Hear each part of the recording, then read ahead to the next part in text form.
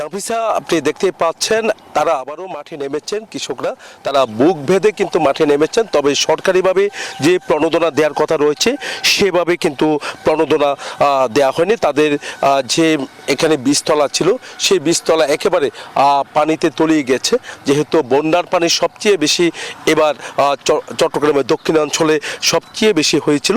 তার কারণে এখানে ক্ষেত খামার থেকে শুরু করে এমনকি আমনদানির যে বীজতলা ছিল তো সব একেবারে পানিতে বেশি চলে গেছে। আবার নতুন করে ঘুরে দাঁড়ানোর জন্য এখানে কৃষকরা তারা চেষ্টা করছেন, তারা বিভিন্ন জমিতে কিন্তু আবার বীজতলাগুলো আবার তৈরি করছেন, আবার কোনো কোনো জায়গা থেকে তারা ধারা কিনে কিন্তু আবার রোপণও শুরু করেছেন। তো একই সাথে বিভিন্ন ক্ষেত খামারগুলো কিন্তু আমরা দেখতে পাচ্ছি আবার নতুন করে করার চেষ্টা করছেন। তবে সবচেয়ে বড় সমস্যাটা হলো আর্থিক সমস্যা।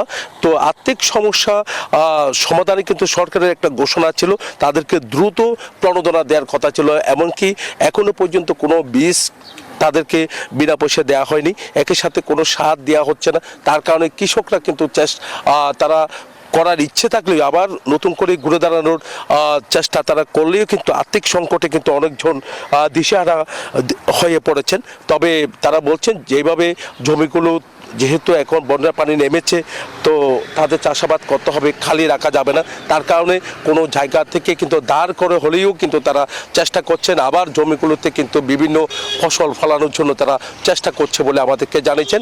কৃষি সম্প্রসারণ অধিদপ্তরের কর্মকর্তারা যেমনটা জানিয়েছেন, তাদেরকে দ্রুত সময়ের মধ্যে সরকারিভাবে যে সহায়তা দেওয়ার কথা সেটা কিন্তু তাদের হাতে দেওয়ার এরকম একটা তালিকা তারা করছে বলে আমাদেরকে জানিয়েছেন। এই ছিল আমার এখানকার সর্বশেষ। ফিরে যাচ্ছে স্টুডিওতে নাফিসার কাছে। জয়, ধন্যবাদ আপনাকে আমাদের সঙ্গে যুক্ত হবার জন্য। Bashundhara public school and college 2026 শিক্ষাবর্ষে ভর্তি চলছে।